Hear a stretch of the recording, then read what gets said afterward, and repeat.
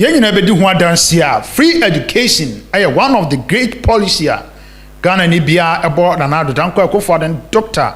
Mahmoud Bawumia NPP government and the current minister Dr. Osei Yaw Adichum obo mu nyina abaso se omotimi abo adwuma native STEM education no and the hard working minister Dr. Yaw Osei Adichum and they want me more ministers mienu di wa Ghana ha a mo bo adwuma pa enyi ne din emfim na wakopiem ewo Colombia okopiem mu na o cheche kwan a wo fa so a education aye fair aye akono especially the second cycle the senior high schools no na Adichum ede brem wo kire mrofu ya kwesi bronyi no mo bom tin ko na bra Dr. Osei Adichum the darling boy for Nana Dankwa Akufo-Addo New Patriotic Party and that's what ba ko pe and now go constituency bia nko e campaign abra obeyi free education free Nana do ayade na abusia wo kasawie ye nanie mrofu ntimi kan we chia no we bonsem we just say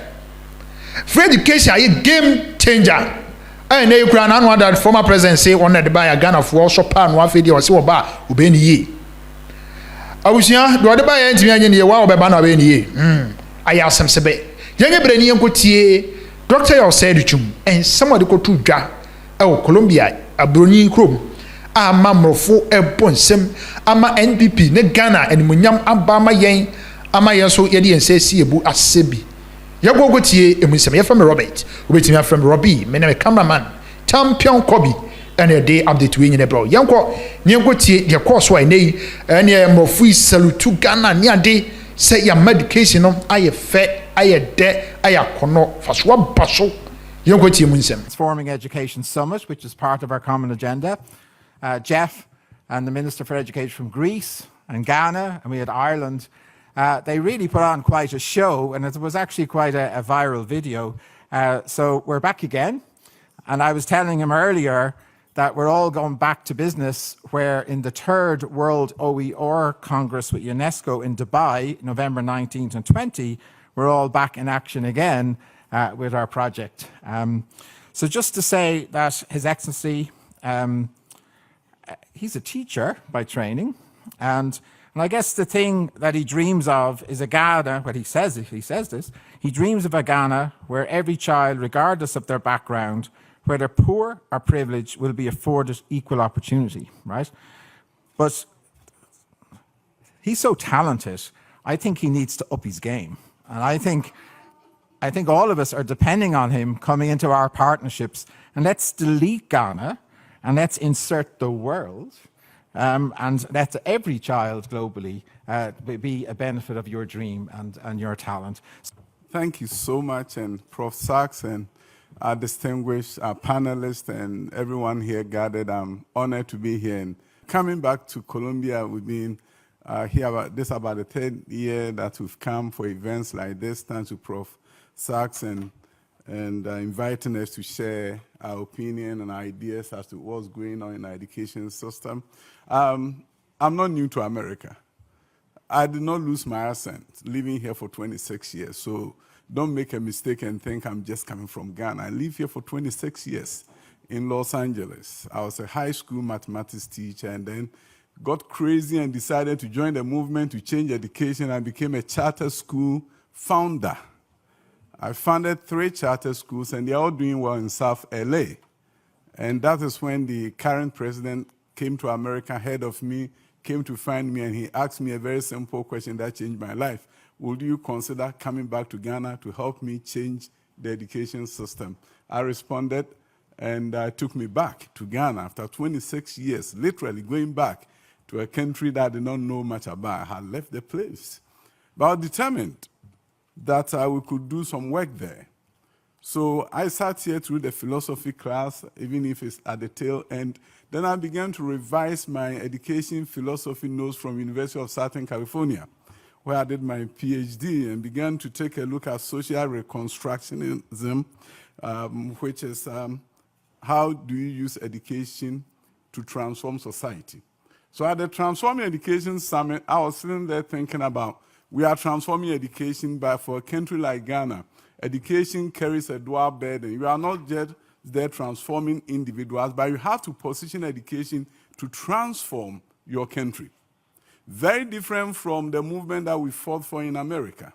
Here I knew if I could educate the children well and counsel them well, they would be able to fit into society and do some big things for themselves. But in Ghana, I'm thinking, if I do not position education well, my country will never be out of poverty. So that dual burden then creates a sense of urgency where you take a look at your education system and you are not talking about reform, you are talking about transformation, which then takes you to a place when you have to look at access. How do I open the floodgates of education to all and for all?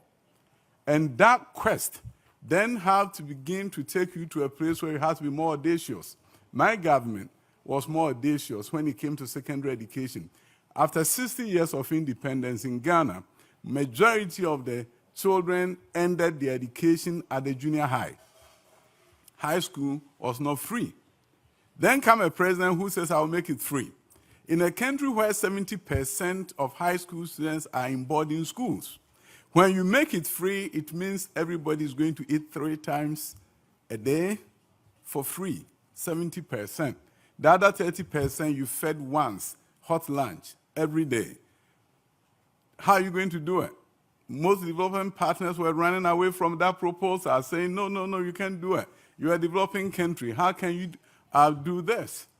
Then we have limited facilities also as a major barrier. This is why America came to the rescue when we look at the facilities and we said it's limited. America did not come to rescue with money, but what I had taught in the school system I taught in LA at the time was a year-round school, where you're able to increase enrollment without immediately adding more buildings. You divide the school into 3, 2 cohorts are there at a time, whilst the other one was on vacation. We took that idea, which I had worked in for 10 years in California, to Ghana, and therefore we're able to remove the infrastructure barrier that was going to prevent us from implementing free secondary education. With that done, then with the cost removal, parents were now free to send their children to secondary schools. Consequently, with the innovation from California, the year-round schools, and with the cost barrier removed, we've grown enrollment from 800,000 to 1.4 million in our high schools in Ghana. Then, with that access barrier removed, we began to look at the numbers and saw for the first time that we had gender parity in secondary education, very rare in sub-Saharan African countries. Cost barrier was really compelling parents to look at, do I send a boy to school or do I send a girl? And the answer always was, let the boy go. Let the girl stay at home after junior high. So before free secondary education was introduced, 100 boys in high school, then you have 68 girls in high school. But today, for every 100 boys, you have 106 girls in high school in Ghana. The equity barrier is broken. Then we have to take a look at how do we also ensure that we improve the quality of teaching and learning. We started with how we train teachers. It used to be that teachers were only required to have a diploma, which was just 3 years of education, 2 years in the classroom, 1 year in the, for practicum, and you were ready to teach. We changed that. Now you require a bachelor's degree to teach from kindergarten all the way to high school. Major investment, but the government felt it was necessary to do that, and we've done that. Then we look at teacher credentialing, which was never the case in Ghana. Now it is the norm. Teachers are licensed before they teach in the classroom. So we're not just looking at tinkering on the edges in terms of reforming something, but total transformation. Then we've moved full steam ahead in terms of STEM education, science, technology, engineering, mathematics. Then again, I was able to borrow from my experience in America in terms of magnet schools and academies, and now we have high schools in Ghana where we are doing aviation and aerospace programs. There's a girls' high school that have developed a drone, and now they are flying the drones. This is not rote memorization anymore. The very foundation of education system is changing. And you go and you see students doing robotics, artificial intelligence. We have 3D printers in high schools. And the last time friends of mine in the US saw some of the, this is, I do a few clips. I know my time is, yeah, so you have that.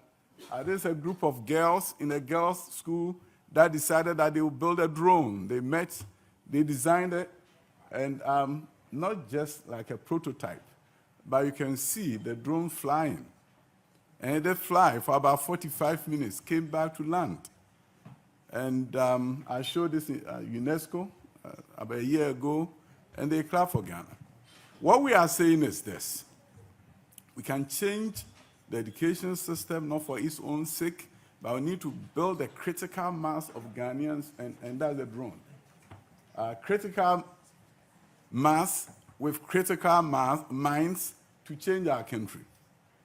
So we are not just looking at how do you introduce a new curriculum, new coursework, but we are looking at the 4 C's of critical thinking, creativity, collaboration, and effective communication, which we want to ensure that is really the cross-cutting for everything that we do.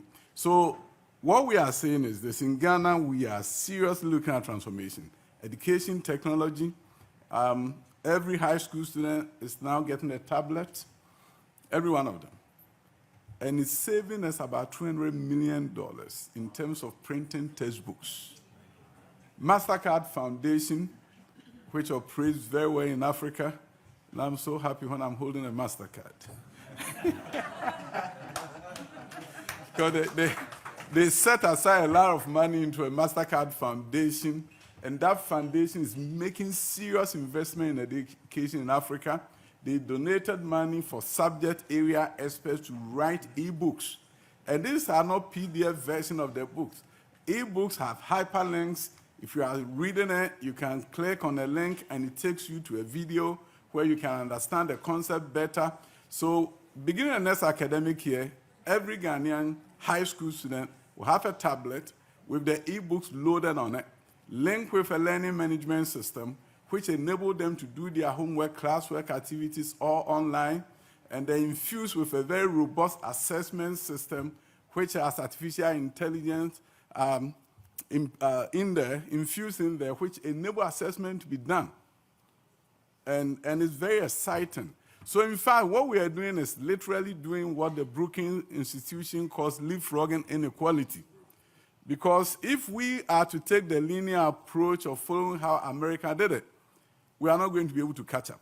But we have a rare opportunity to look at how do we leapfrog inequality, how do we do things differently, how do we use year-round approach as a great innovation, which here you may take for granted, but to us it was the greatest innovation in terms of getting more students to go to school. And so you see the learning environment is changing.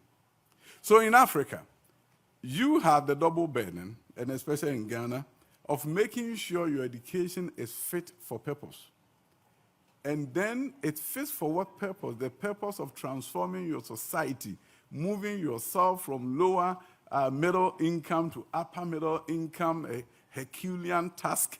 I know Prof. Sachs has been talking about how do we do that. And in Ghana, we are taking a cue.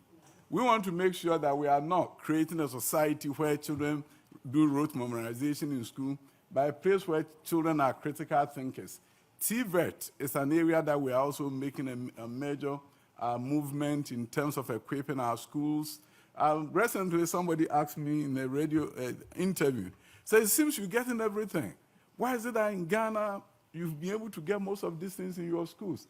It takes a sense of urgency. It takes a determined president. I'm so fortunate. I have a president who wants to change his country through education. So I literally get most of the things that I want. So I'm very lucky to be the education minister in Ghana. Even post-COVID, some great things have been done. I know my time is a bit gone.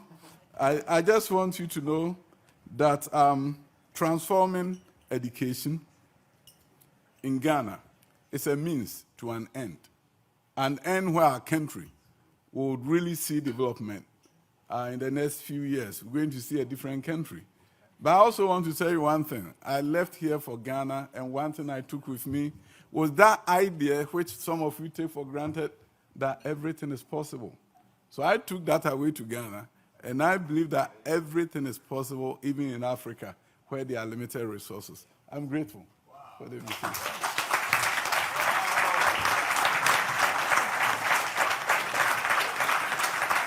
Minister. This is Daisuke Kimura. I'm from Japan, where the people lowest self-esteem and the lower resilience. I just wanted to ask a very quick question, but everybody mentioned education is very important, we agree, and everybody, investment on like a transformative education, everybody agrees, but it's not really happening. So what would be the more relevant and convincing strategies to make it possible to transform, to grow the leader like Ilya? Yes. This is the quick question. Okay, so the budgetary one. I think you were jumping up. Do you want to get that? That's the easy one. Oh, okay. I think the basic education and investment.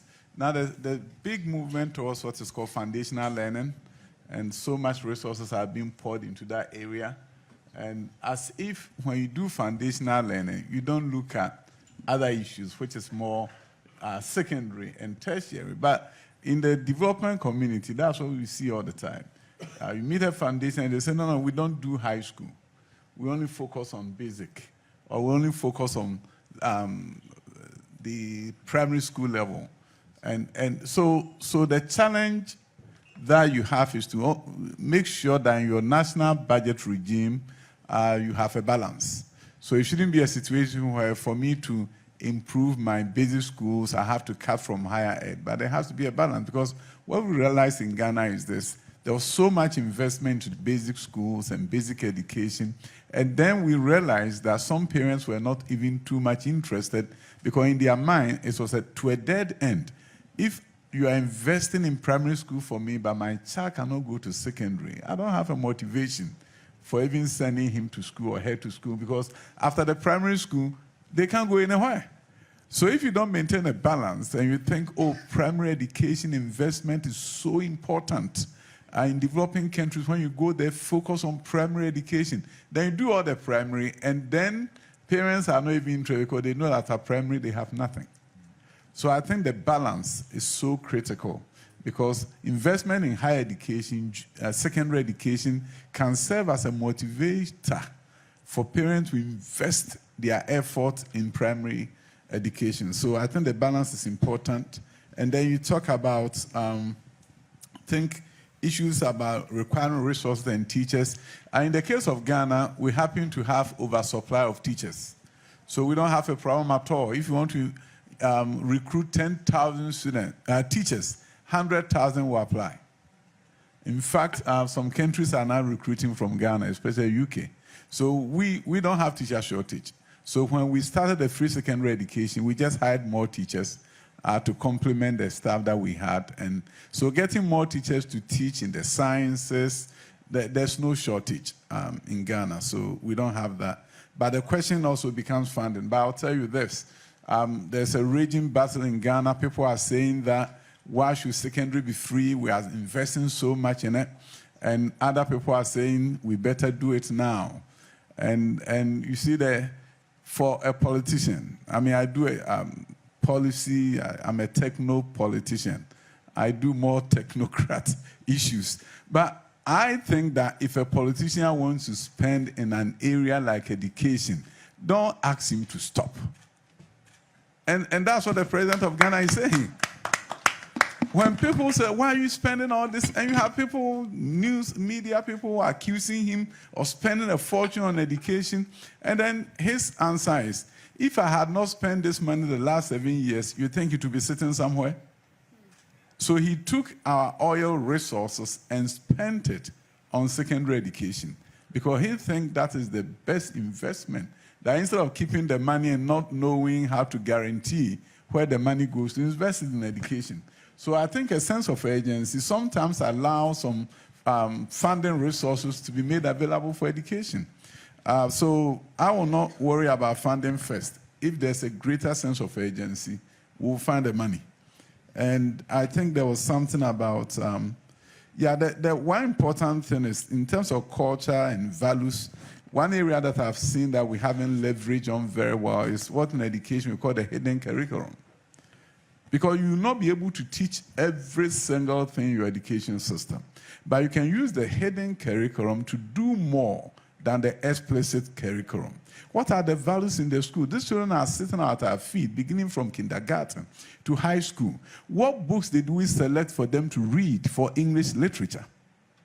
The stories in the books may mold their minds to become the kind of people that we want them to be, without necessarily teaching a course in values and teaching a course in culture. So I think we need to really, really look at the hidden curriculum and look at how you get to that destination. And it's easier for somebody like me with education background, when we're doing a curriculum review, I made sure climate change issues, there are units in the curriculum. If you assess the Ghanaian curriculum, you're going to see that issues of the environment is there, all the things that people talk about and say, why are we not doing this? We have a rare opportunity. And I think I was at the right place at the right time, that we could infuse such things into our curriculum. And there's a very good course, The Ages of Globalization, that would be good for that hidden curriculum. I'd like to ask Dr. Osei, I was going to ask a different question about the budget. What would you do if you had twice the budget, given your real situation right now? Because that's what we'd like to get for you. And second, could you just explain a little bit more about how come the teachers were available already? Because this is a general question across Africa right now for scaling up. Is that true in most places? Was that specific to Ghana? How would you see that? Yeah, if I have twice the budget, it would be a great day for Ghana. Yeah, because I can shift the education from humanities to the STEM-related fields and actually do STEAM to have a holistic kind of education. And also, I believe that we cannot educate 21st century children in 19th century buildings and expect 21st century outcomes. I mean, you can have schools under trees and buildings are falling apart and you're telling yourself, I can still make them the best in the world. It's not going to happen. So I was fortunate. When I became the Minister for Education, by the way, I was a deputy before that, but I became minister, I went to the World Bank. They had already given us some funds to transform education in Ghana, and I told them, I need part of the money to be dedicated to school buildings.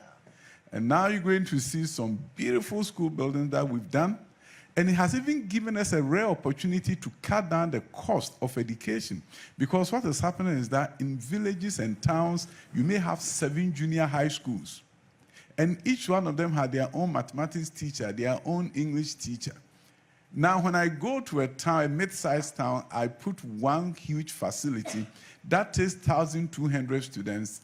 I cut down the number of teachers needed by 40%. Because the teacher-student ratio in the junior high schools in Ghana is 1:12. Every school has a math teacher. Therefore, a school with 50 students have 13 teachers. So I'm using the infrastructure overhaul to drive a major reorganization of our junior high school system.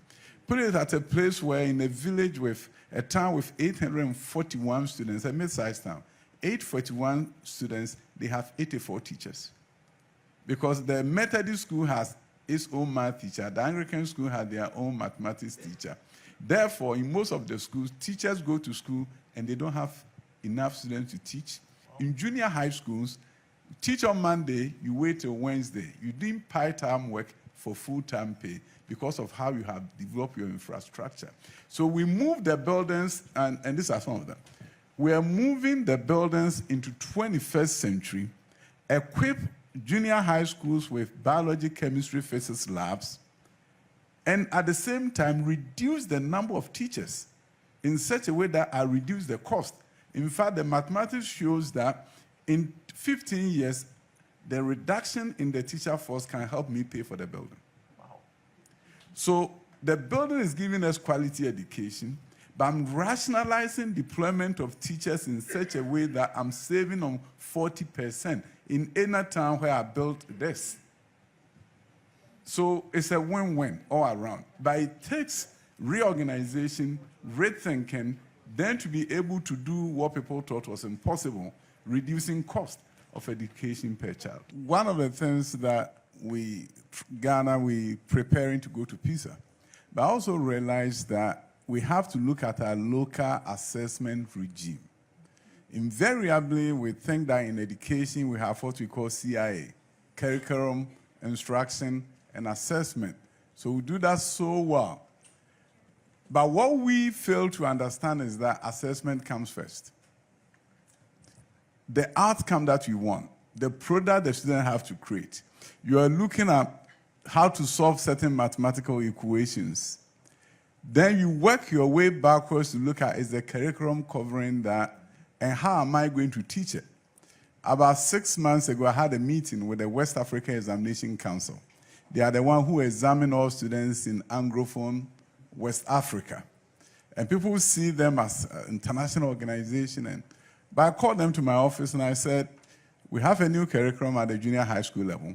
Give me a table of specification as to the level of difficulty of the questions that are going to come on this exam. So I popped up on my screen in my office the new Bloom's taxonomy. And I took them through it. The level 1, which is remembering, on a particular subject, 20 of the questions out of 40 were on remembering. Understanding had 10 questions. So that gives you, between understanding and remembering, you have 30 questions out of 40. And application was 10.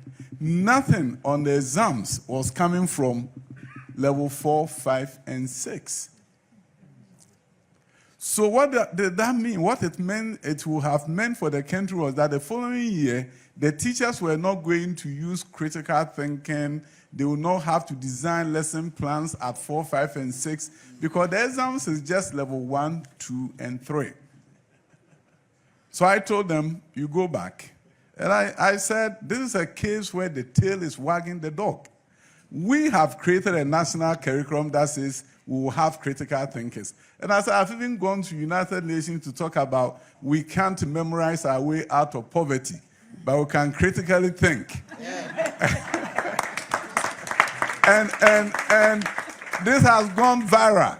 Then in my own country, there's nothing critical thinking about exams. So they took it back, and they came back 2 weeks thereafter. Now I was so happy, because 40% of the questions were from level 4, 5, and 6, assuring me that nobody was going to get an A if they could not think. But they were shocked that the education minister said the question should be difficult. But I also felt the investment we are making in education is to produce critical thinkers. And if our system is not producing them, our education is worthless. So now I'm